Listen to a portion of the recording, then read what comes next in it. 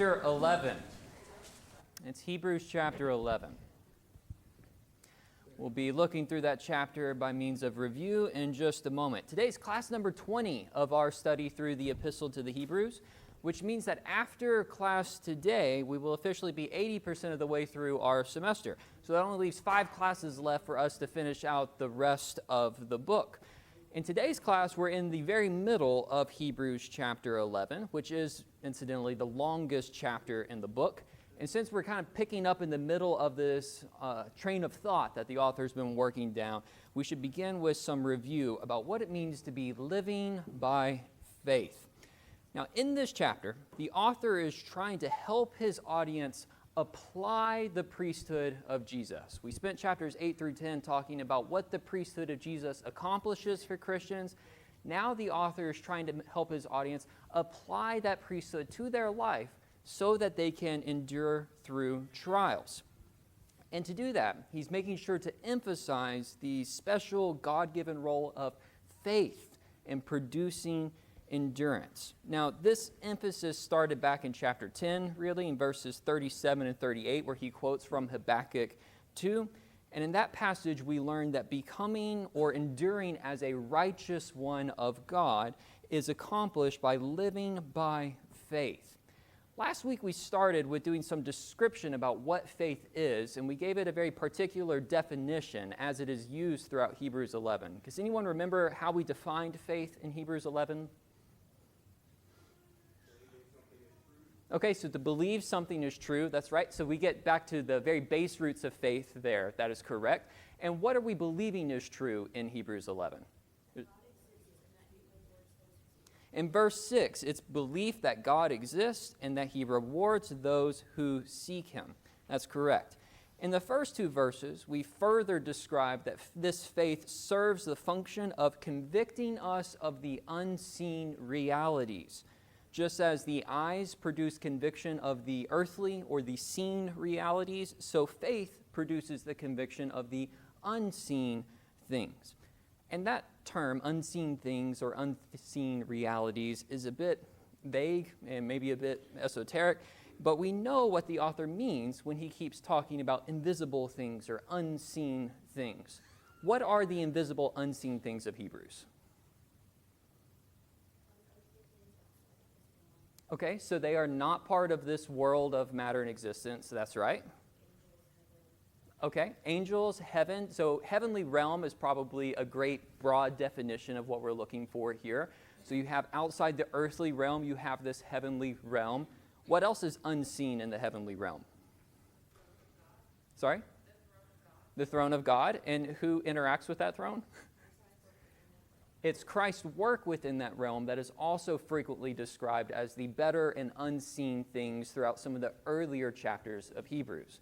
So when we read about the invisible world here now, we're talking about heaven and Christ's work within that heavenly realm. So by faith, we can keep our metaphorical eyes on these prizes, and we can live righteously as no one else can. Because remember, without faith, it's impossible to please God. So if we also want to draw near to the Lord, to take our place in the heavenly sanctuary, as was described back in chapter 10, then we must live by faith. Now, to drive this home, the author starts off with gives us a rather long list of examples of those who have lived by faith. And who was the first example here in Hebrews chapter 11? Before Abel. Yes, it's us understanding creation by faith. So we begin the history of faith all the way back at the beginning. It's with creation itself. We know that what is seen comes from what is unseen, so faith lets us know and understand the existence of the unseen realm. Next on the list was Abel. What did faith accomplish for him? So he's attaining righteousness. So he offered a better sacrifice, which might be the act of righteousness there. That's perhaps a little tough to figure out which one causes what, but that's right. And what's the result of his better sacrifice? Before that, I believe. But we are So he is commended by God. That's right. So you remember back in verse 2, the commendation by God is one of the fruits of faith that we're looking for. And then his sacrifice, or his blood, still speaks after his death. So his faith and his voice persist through death and after death. Death can't stop him from speaking his faith. Next on the list was his nephew, or great distant nephew, Enoch. What did he accomplish by faith? So he didn't have to go through death at all. He was delivered from death. What else did he receive or accomplish? So I'm going to put that in the same category as being avoiding death, but God gets us closer to what I'm looking for next. Yes, that's right. He also is commended as pleasing the Lord, or as walking with the Lord, depending on which translation we're reading. Okay? Next is Noah on the list. What did he accomplish by faith? Okay, he saved the world, a very limited world, but it was the whole world at the same time. That is correct. I put down that he accomplished righteous obedience and then the salvation of his household. And we have a further description of what else he accomplished. Is anyone able to read my mind on this? He became an heir of righteousness. He condemned the rebels to death by his own living by faith. That's right. So in Noah, we see this kind of gathering together of both the destruction that comes by faith and also deliverance that comes by faith. And all of this led us to the archetype of faith, which is Abraham. We covered two of Abraham's accounts in last week's class. We'll cover the third one today. But the first was Abraham's act of faith in verses 11 and 12 here in Hebrews 11. What did Abraham accomplish in those verses?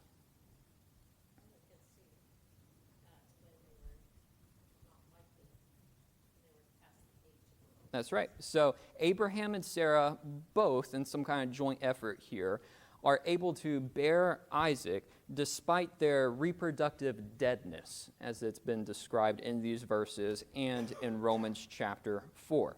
Once again, faith is able to deliver or work through death, and therefore death provides no obstacle, both to faith and to the promises of God and to his faithfulness.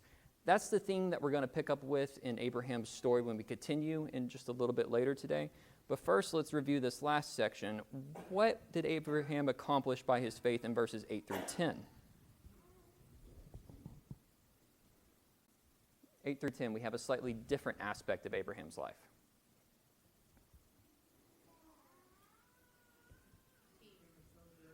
Yes, he became a pilgrim. That's exactly right. So this one is less of a belief or miraculous belief of what's going to change in his body, as it is him setting out from his own home, his own inheritance, to go seek out the unknown, the unseen inheritance of God. This search for a heavenly inheritance led us to verses 13 through 16, where we made 4 quick applications about how we can try to live as exiles and sojourners, just like Abraham did. But the single point that we need to emphasize to prepare us for today's class is that desire for a heavenly community. When we desire heaven, we're not just desiring some solitary paradise where I'm going to be comforted. We're not just desiring enjoying the presence of the Lord. We're desiring a home for all of us. The heavenly city, the community, the body of Christ is all gathered together. That's what we desire when we desire heaven. In today's class, we're going to see both of these kind of parallel themes of faith's power over death and faith's orientation towards the people of God or the community of God, both of those taken to new extremes. So first, let's finish our study of Abraham, and then we'll move on to the life of Moses and a few other minor characters who demonstrate faith oriented towards God's covenant people. So I'm actually going to get you to start by turning back to the book of Genesis, and we'll do a bit of review here of the narrative that'll set us up for reading the new text in Hebrews. You'll remember from last week's class, we spent some time considering the faith of Abraham that resulted in the fulfillment of God's promise to provide an heir or to provide a promised son. But as we're going to see, that's not the only promise that God made about Abraham's heir or about his multiple descendants. Back in Genesis chapter 12, God initially promised Abraham that he would have many descendants. A great nation would come from him, and this nation would also abide in, they would inherit a land of promise. Later in Genesis 15, God gets more specific with this promise, and he states that this future people won't just come from Abraham's current heir, which was Eleazar of Damascus, but they'll come from Abraham's own body. In Genesis 17, God gets more specific again, and he says it's not Abraham's first son, Ishmael, but it's going to be his proper legal son, Isaac, who will be born by his barren wife, Sarah. And in Genesis 17, after God changes Sarah's name, we see that this starts to become even more specific about what he is promising through Isaac. Read with me in Genesis 17 and verse 19. God said, "No, but Sarah, your wife, shall bear you a son. You shall call his name Isaac. I will establish my covenant with him as an everlasting covenant for his offspring after him." So not only will Sarah have a son, but God states that Isaac will have his own children, and he will partake of this covenant that was first shared with Abraham. A year later, in Genesis 21, God fulfills at least the first part of this hyper-specific promise to Abraham and Sarah. So let's read the first 3 verses of Genesis 21 together. The Lord visited Sarah as he had said, and the Lord did to Sarah as he had promised. And Sarah conceived and bore Abraham a son in his old age at the time of which God had spoken to him. Abraham called the name of his son who was born to him Isaac, whom Sarah bore to him. So God has proven himself faithful. God has kept his promise, even when fulfillment required a miracle. God has provided the promised son from deadness, the deadness of Abraham's loins and the barrenness of Sarah's womb. Now, if we skip a bit further in this chapter, we see that some years pass, and God still reiterates the promise that he made to Abraham, that Isaac is the sole heir. It is through Isaac that Abraham will be called the father of all of God's people. So in verse 12 of Genesis 21, God is very clear that it's only through Isaac that all of Abraham's future descendants will be born. And all of this background sets us up now for the big dilemma, the problem that we run into in Genesis chapter 22. Because in the middle of Abraham's earthly pilgrimage, his sojourning, God calls him to do something paradoxical. Let's read the first few verses of Genesis 22 together now. After these things, meaning Abraham's sojourning through the land of the Philistines, God tested Abraham and said to him, "Abraham."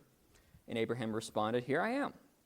God said, "Take your son, your only son Isaac, whom you love, go to the land of Moriah, and offer him there as a burnt offering on one of the mountains of which I shall tell you."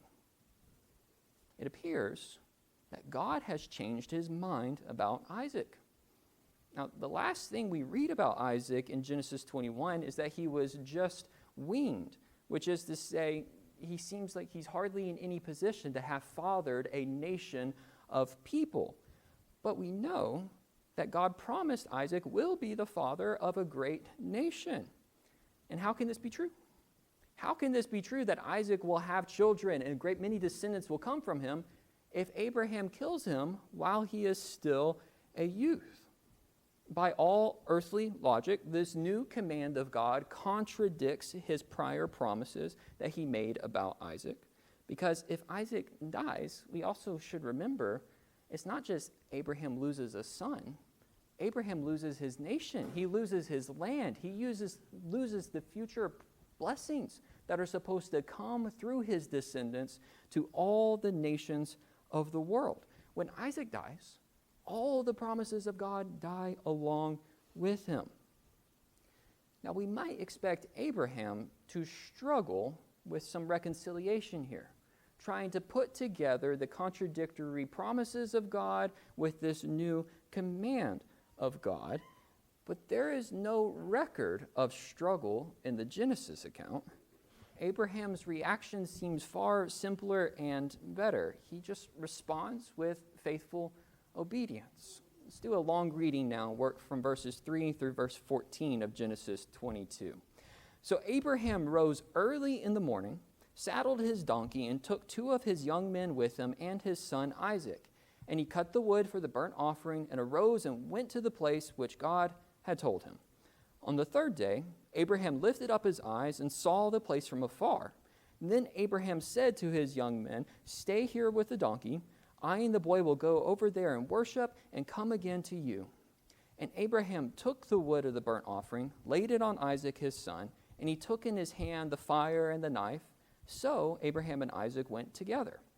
And Isaac said to his father Abraham, "My father." And Abraham said, "Here I am, my son." And he said, "Behold, here is the fire and the wood, but where is the lamb for the burnt offering?" Abraham said, "God will provide for himself the lamb for a burnt offering, my son." So they went, both of them, together. When they came to the place of which God had told him, Abraham built an altar there, laid the wood in order, bound Isaac his son, laid him on top of the altar, on top of the wood. Then he reached out his hand, took the knife to slaughter his son. But the angel of the Lord called to him from heaven and said, "Abraham, Abraham." He said, "Here I am." The angel said, "Do not lay your hand on the boy or do anything to him, for I know that you fear God, seeing that you have not withheld your son, your only son, from me." And Abraham lifted up his eyes and looked. Behold, behind him was a ram caught in the thicket by his horns. And Abraham went and took the ram and offered it up as a burnt offering instead of his son. So Abraham called the name of that place, "The Lord will provide." As it is said to this day, "On the mount of the Lord it shall be provided." So, although we don't read any account of Abraham's internal struggle to reconcile the command and the promises of God, there are a few clues in this story that give us some insight into Abraham's thought process during this situation. What do you see in this story that maybe gives you a little bit of insight into what Abraham was thinking and what he expected to result from this sacrifice of his son?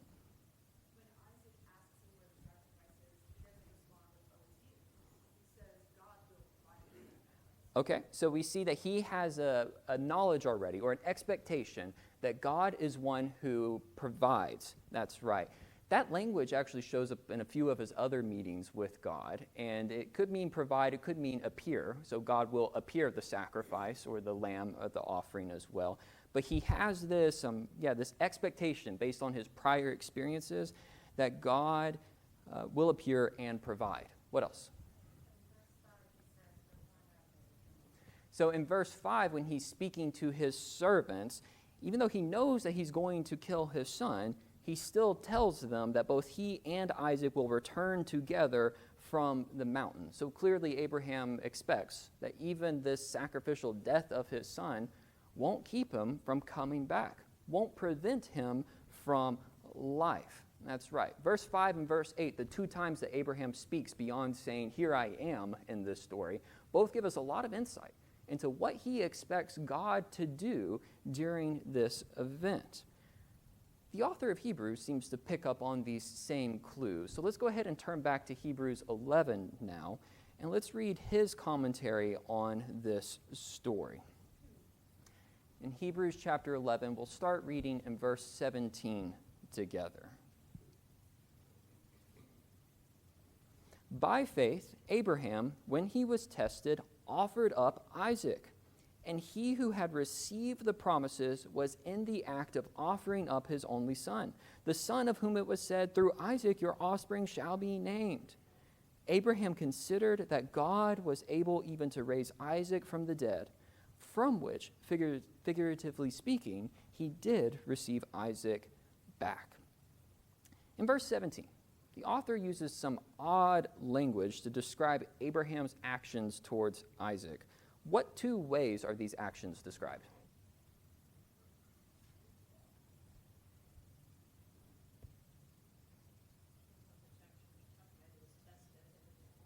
Okay, so he was tested by the Lord, and then he offered Isaac. That's right. So the first time it says that he had offered Isaac. What does it say the second time? He was in the act of offering. So we have both we both have a past tense and a present tense of Abraham's actions towards his son. This dual description, depending on who you read, it possibly corresponds to some of the themes of now and not yet that we've seen reappear throughout Hebrews over and over. But what I want to particularly emphasize is that first description, that first viewpoint, that Isaac has, in fact, been offered. Even if Isaac was not yet dead in a physical way, or, as we would say, according to the earthly realities, he has been offered already in a way that is even more real than physical death. Therefore, he is considered both dead to Abraham and to the Lord. But Abraham seems unconcerned about the death of his promised son. By faith, he is convicted that God will raise Isaac from death. Where did Abraham get this conviction? God never told him he was going to raise Isaac from the dead. Where did he get this idea and this conviction that God would raise Isaac from death? Because God had promised, so he had faith in God's faithfulness. But why would he extend that all the way to the resurrection?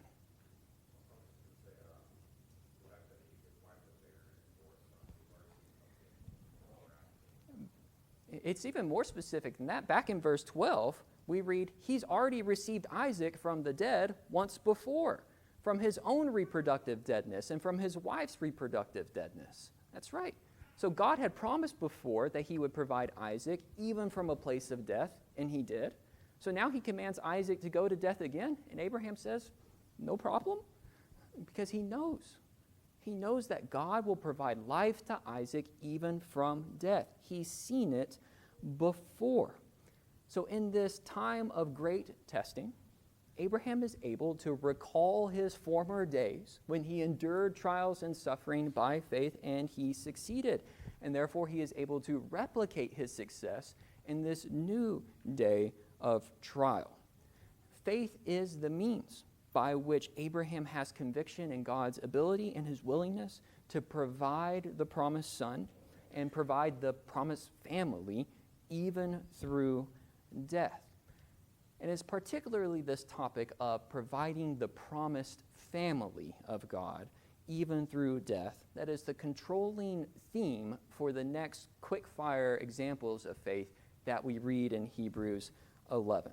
Let's go ahead and read those together now, starting in verse 20 and going through verse 22, where we get the other patriarchs in quick succession. By faith, Isaac invoked future blessings on Jacob and Esau. By faith, Jacob, when dying, blessed each of the sons of Joseph, bowing in worship over the head of his staff. By faith, Joseph, at the end of his life, made mention of the exodus of the Israelites and gave directions concerning his bones. I want to make sure that I have some time to talk about Moses and application later in class. So we're not going to spend long on these minor mentions in Hebrews 11. There's only a few points that I really want to emphasize from this before we move on. First, all of these individuals had their eyes focused on the future rather than their present earthly circumstances. And this is especially true when they are in the difficult days at the end of their lives, when they're dealing with illness, when they are dealing with death. Since the author expects that his contemporary audience will soon be dealing with their own struggles and potential death, he makes sure to mention how other faithful individuals have reacted to their impending demise by looking beyond their current circumstances, and they continue to live with conviction of the future. Specifically, all three of these individuals act with conviction of the future of the people of God. So in these quick mentions, these patriarchs, we are tracking the growth of God's promised family, we're also tracking that family's persistent faith that they would all grow as a nation into the covenant people of God. So it's rather telling that these individuals of faith, they spend their last days focused not just on themselves, but on the covenant community of the Lord. And third, and maybe a bit more practically, these patriarchs, their conviction that God will fulfill the promise to multiply their descendants and bring them to the promised land, this is a narrative bridge that just gets us to the life of Moses, who is really the next primary target in this list, where we see the fulfillment of these hopes, where we see the fulfillment of these promises of God. So let's go ahead and jump into the life of Moses now, where we get quite a bit of detail. Let's start together and read verse 23 of Hebrews 11. By faith, Moses, when he was born, was hidden for 3 months by his parents, because they saw that the child was beautiful, and they were not afraid of the king's edict. So the first occurrence of living by faith during Moses' life doesn't actually result from his own faith, but it results from the faith of his parents. I'll recall Abel and Enoch from last week. We mentioned that both of them had a lot more traditions surrounding them in Second Temple Judaism and in early Christianity than they tend to receive in modern Christianity. Amram and Jochebed are very similar. They were very prominent figures in that late Judaism, early Christianity, much more than they are in modern Christianity. And there are several, I'll say politely, extra biblical traditions about Amram in particular, that he received special revelation from the Lord, especially about his sons, Aaron and Moses, and about the priesthood and the covenants that they would mediate over. And in fact, several of those traditions make Melchizedek a very prominent figure in talking about the new priesthood that would come through Aaron. He is the one who appears to Amram in some of these traditions in a vision to talk about the future of priesthood. It seems that at least the knowledge of these extra biblical traditions is on the author's mind, because we've seen a lot of these themes pop up throughout Hebrews. He's speaking to a people who already hear about these characters in their culture, within their Jewish Christian culture, and he is building off of these premises to talk about the supremacy of Christ.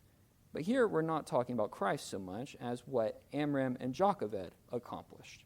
What did faith accomplish in their life? Okay, so they hid their son, they saved him. What else? There's another result in here too. They were unafraid of the king or of Pharaoh. What promise of God or knowledge of God did they have that qualifies this as faith rather than just good moral living? What spurred them to make these decisions?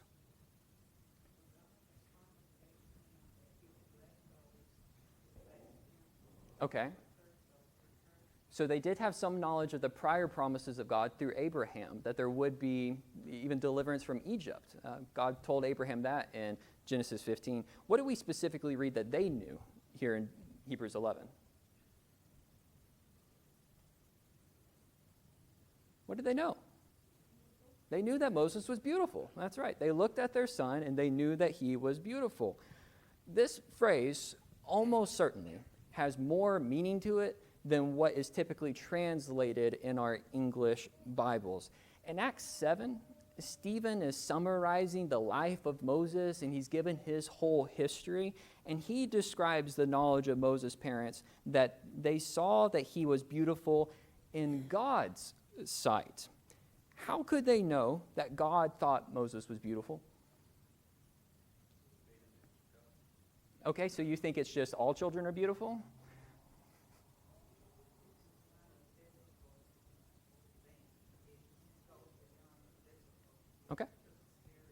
Okay, so they do see perhaps beyond just physical beauty. They know that God's sight, so unearthly vision, marks Moses as desirable and special.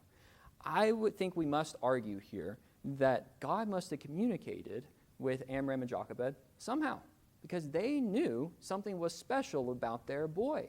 They, in fact, knew God's very own thoughts about their son. The author doesn't go so far as to affirm some of those extra traditions that we talked about, as though Amram had received special revelation from Melchizedek, but he does clearly indicate that Moses' parents know something is different about their boy. They know something is special about their son, and that God has some special vision of him and some special plans for him. And because of their confidence in God's sight and approval of their son, or appraisal of their son, they are therefore unafraid. They are unafraid to break the law of the king.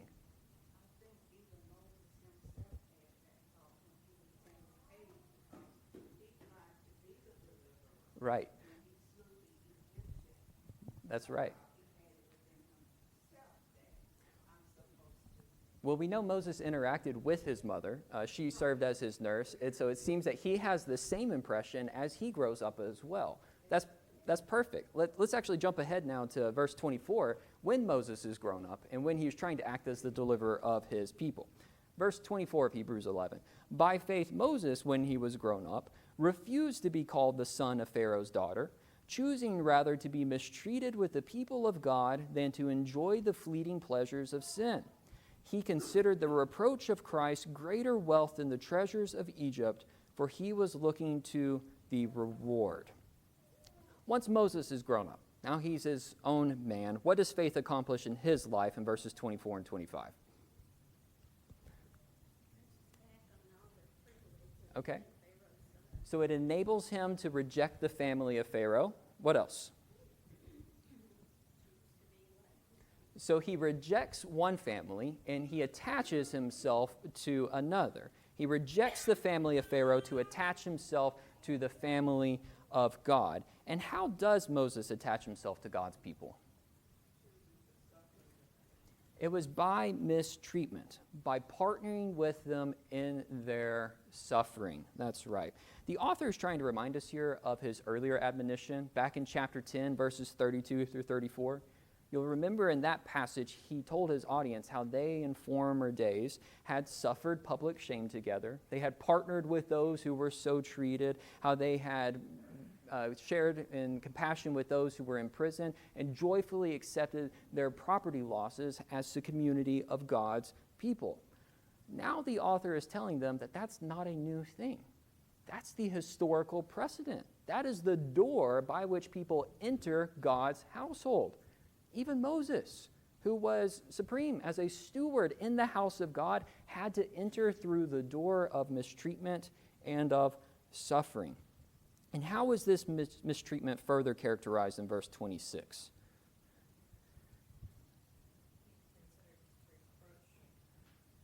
The reproach of Christ is how the ESV translates this term. I'll admit this is a difficult phrase to interpret, and commentators differ in how exactly they think this should be put into English. I only want to present a couple of interpretations to you that I think are compatible with each other and both correct and connect to the greater context.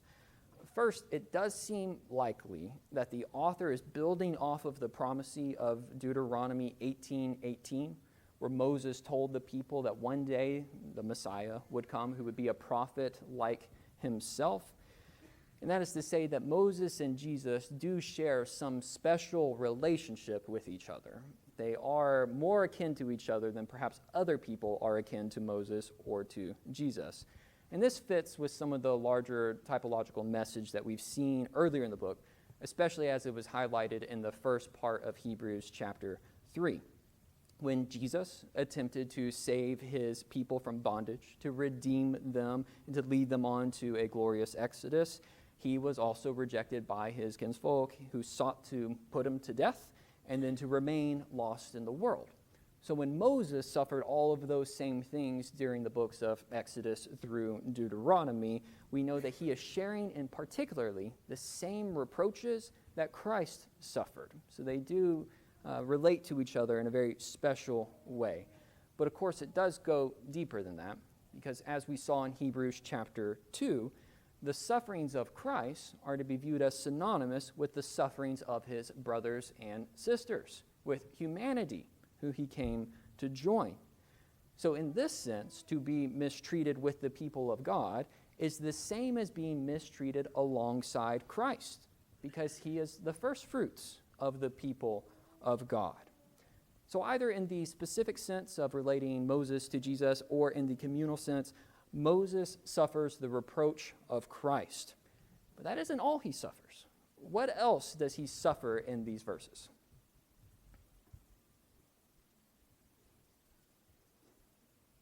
It goes beyond reproach or shame. What else?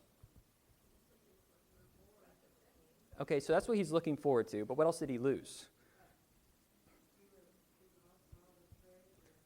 Okay, so there's the wealth of Egypt, or treasures of this earthly existence that he lost. Sorry? Okay, so he ran the risk of the anger of the king. We'll get to that in just a second. That's right. So maybe reputation or good favor with people in power. Yeah, the pleasures of sin, or some of your translations might even say the advantages of sin. The point here is that, like the Hebrew audience originally did, Moses accepts the plundering of his property, of his reputation, because he knew that he had claim to better abiding possessions. I only want to note a couple of things from this because we're quickly running out of time. But first, sin really does have earthly advantages. It really does have earthly pleasures attached to it, and that's okay. That's okay to acknowledge and to even teach. In fact, it even becomes dangerous to speak of sin as though there are no advantages to it, as though there is no wealth that can be gained by it, or there are no pleasures attached to it. Because then when people experience the advantages of sin, they think that they were wrong about it all along.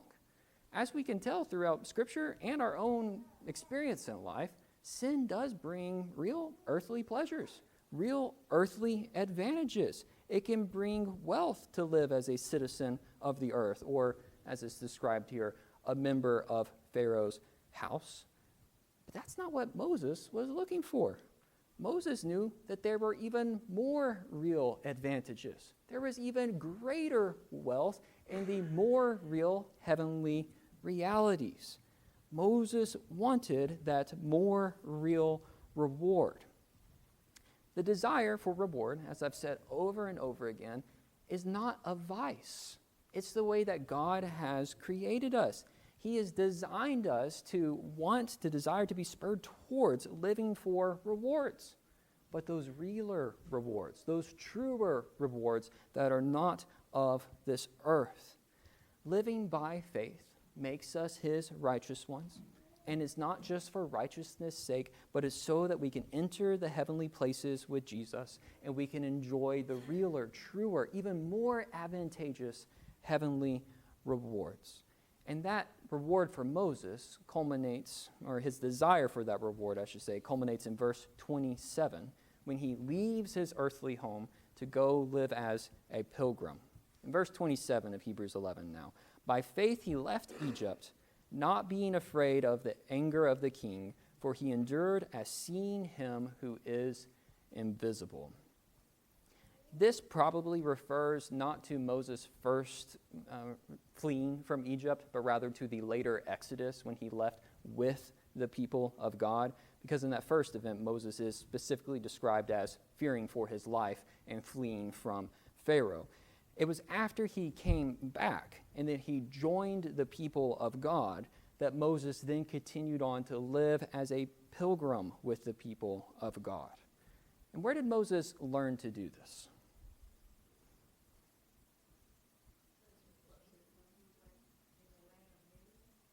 I would say before that, what you hinted to earlier, from his parents. We have it described that they weren't afraid of the king's edict. And now Moses, after an adult and after he's been through some hard lessons, emulates their faith. And he can emulate the success of their faith in his life as well. And he can leave like Abraham did. He can leave his earthly inheritance, his earthly family behind to go live as a pilgrim, someone who just had a tent, someone who didn't own any land for the rest of his life. But he can live like that because he inherited their faith.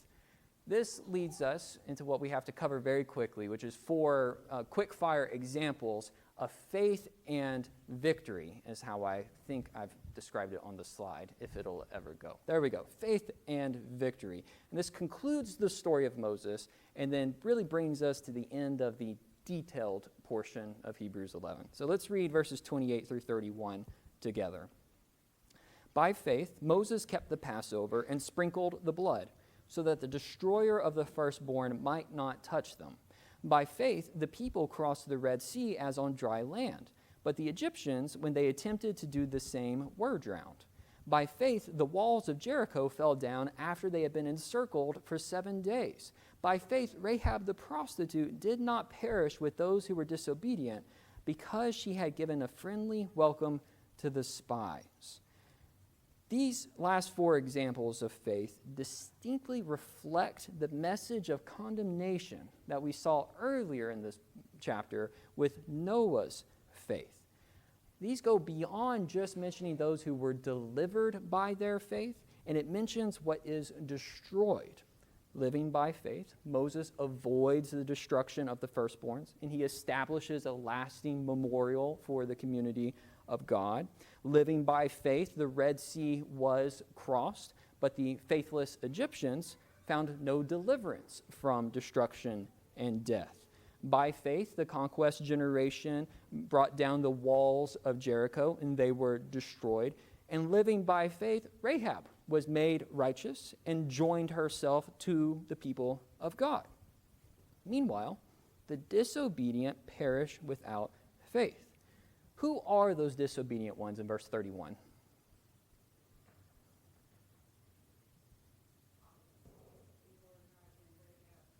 Okay, all the people not in Rahab's home. I think this is a tricky one to answer. I don't think it's talking about the people of Jericho, because we've seen this word disobedient already several times throughout the book of Hebrews. 4 times already. And you know who it's always referring to?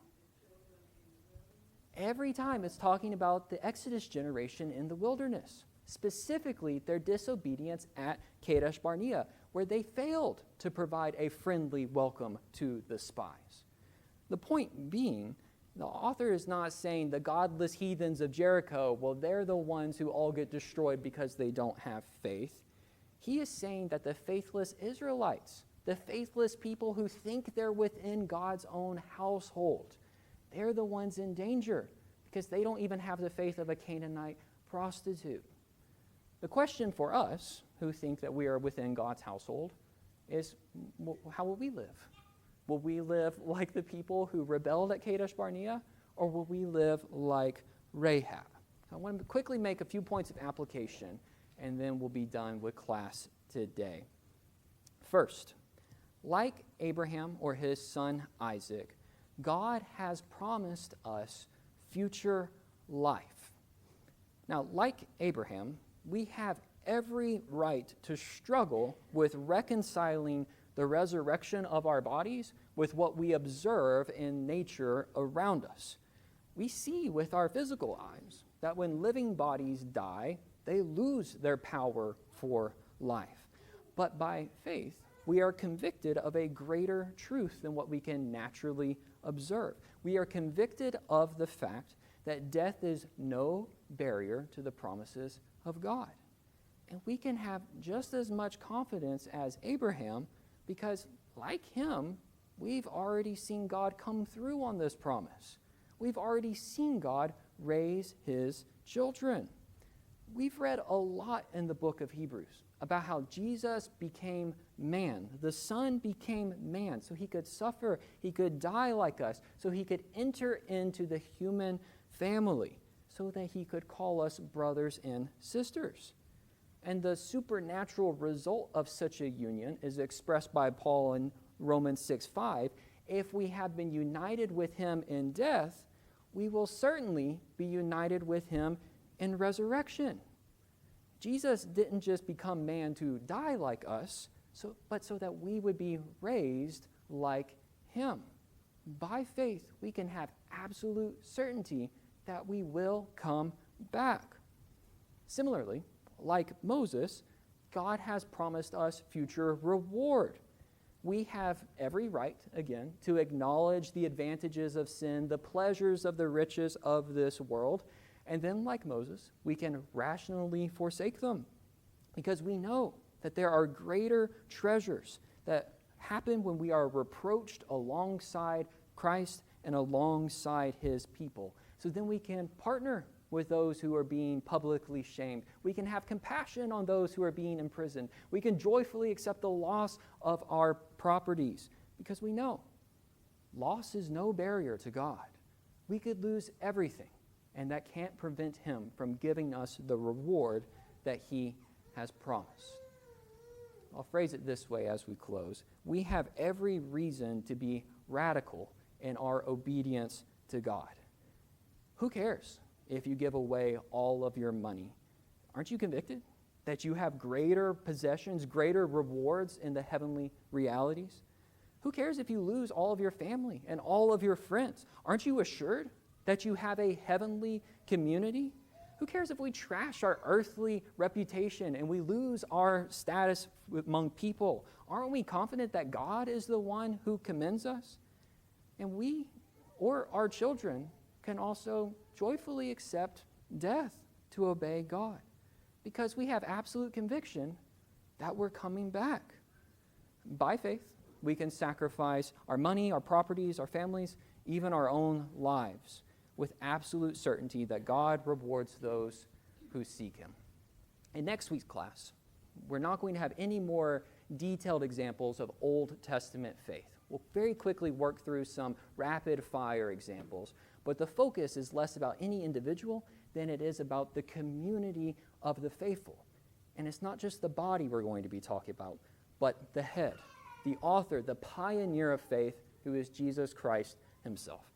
The study guides for next week's class are on the tables in the back. They'll be going out as an email shortly as well. Please grab one of those so you can read ahead and be prepared for next week's class. Thank you all.